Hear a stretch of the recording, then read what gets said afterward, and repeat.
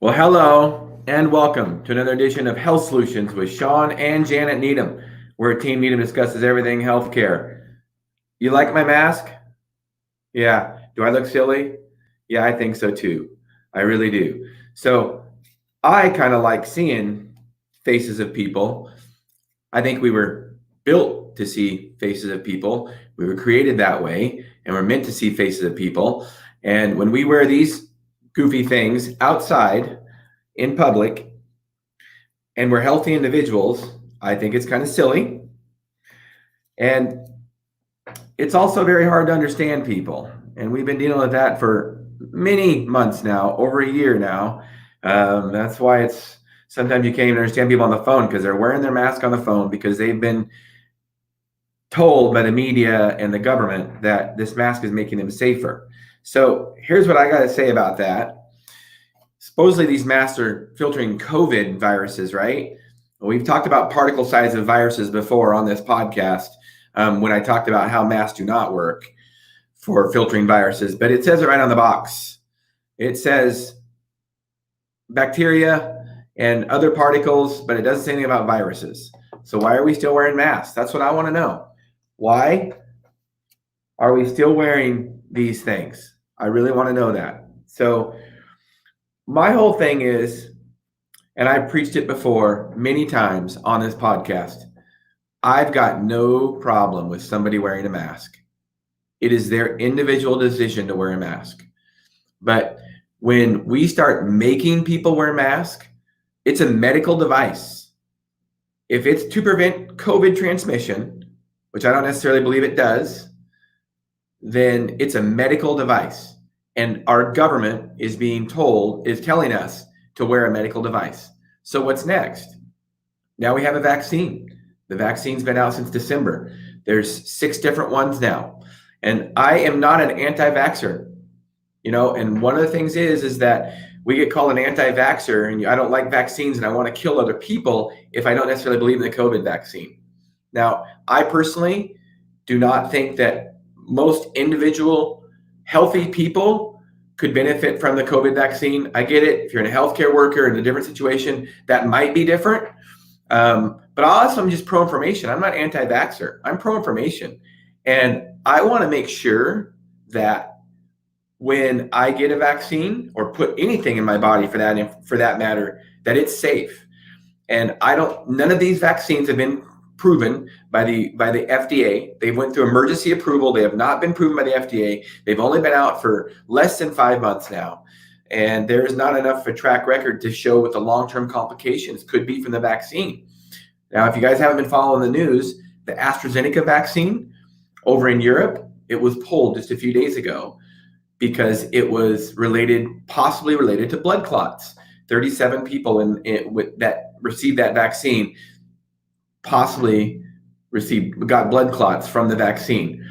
Now, they don't know that yet, but there was enough suspicion to pull the vaccine off the market. And here's another thing too, with these vaccines, these are new vaccines, they're mRNA vaccines, and we're calling it a vaccine. But think about what it really is. If it's an mRNA vaccine, previously, when we discussed anytime we discussed vaccines were literally, they were either a live part of the virus, a live virus that was a small dose of it, or it was an attenuated or dead virus that was part of the virus so your body could mount an immune response to that. That's not what this is. An mRNA vaccine, like with the Pfizer vaccine and the Moderna vaccine, which are mRNA vaccines, they are not vaccines like that. They are gene therapy. Let me repeat that. They're not vaccines like they have been traditionally. It's gene therapy. When it goes into your mRNA and then it can, replicate certain proteins to try to mimic what the virus does or what the virus has as a protein, that is not a virus or a vaccine. That is gene therapy. Now, here's one of the things too. I preach liberty on this show, and all my goal is to educate and empower individuals to take care of their own health, all right? And that means I want you to make an educated decision, and I want to make an educated decision. This is nothing. Not wearing a mask You can say all you want about people being selfish when they don't want to wear a mask and people being selfish when they don't want to wear a virus. I just want to be shown the science of how we can stop the transmission of a virus through mask wearing. We have never been shown that science. Viruses spread. That is the fact. They are going to continue to spread. We're not going to stop an airborne virus. And I want individuals to make their own educated choice. That's what this is all about. So when will we stop being able to wear these masks? So now that, I think there's supposed to be like 300 million vaccines by everybody in the United States, from what the President of the United States says, should have an option to receive the vaccine by May. That is literally only a month away. Can we stop wearing these masks a month from now? I mean, if everybody's vaccinated, why can't we stop wearing the mask, right?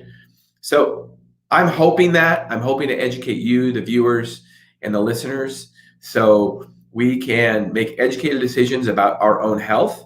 And another thing is like, if everybody is vaccinated, or not everybody, but if that many people are vaccinated, we have access to 300 million vaccines, which is most of the country, United States, then we reach herd immunity. The virus can't spread anymore in theory. But why are we being told that if we have the vaccine, we still have to wear a mask, we still have to social distance, we still have to, restaurants can't be open with people that have been vaccinated. So where are we going with this?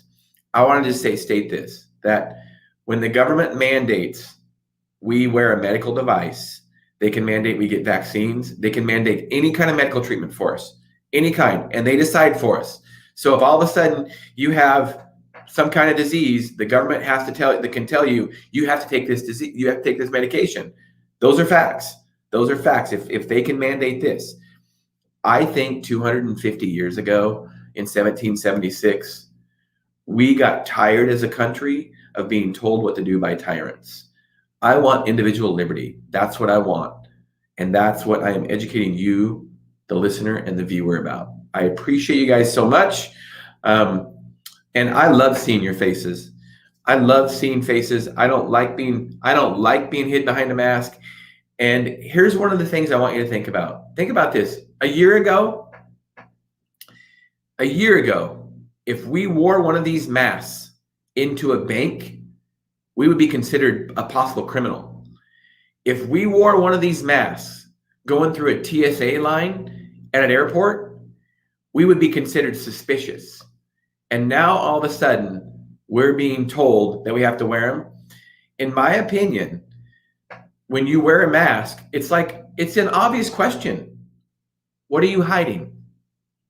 I am not taking anybody's individual liberty away. And I get it. There are sometimes people that are immunocompromised and so on that have to wear a mask or needed to wear a mask. That's one of the problems now.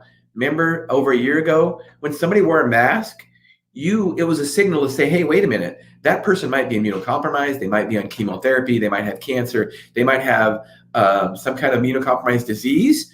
And so it would automatically signal you to say, okay, I need to be careful and social distance or physical distance from them. And that's what you would do. Now that everybody wears a mask, you don't know who's immunocompromised or who could be vulnerable. So I think that it's important that we know these things and that we have individual liberty to make educated decisions. Thank you so much for listening to Health Solutions with Shawn and Janet Needham. I appreciate it. Every Thursday, we usually stream live from 8 to 9 a.m. And today what I'm going to do is I'm going to repeat an episode. It's our most popular episode ever. It was with Dr. and former Senator Scott Jensen from Minnesota. He is actually running for governor of Minnesota now. Congratulations, Dr. Jensen. And he gave a 30-minute presentation on the vaccine, specifically the Pfizer vaccine, because that's all that was out back in December when I interviewed him, and it was just coming out. So he gave a specific interview about that. I am going to share this on our Facebook page, the Moses Lake Professional Pharmacy Facebook page, and my personal Facebook page, and you guys can follow it and watch that video. There's a lot of information in 30 minutes. And again, my goal is to educate and empower consumers to take charge of their own health. Tune in Monday when at 12:30 to 1, we have Dr. Carmen Cavella on our show again. She's a plastic surgeon, and she's going to be talking about liposuction. And so you don't want to miss that episode. She's been on this, a 4-part series of plastic surgery. We've actually added the 5th part actually, and this will be the fourth part. So tune into that. I'm excited to have Dr. Cavalli on. And as always, thank you for listening to Health Solutions with Shawn and Janet Needham. We'll talk to you later.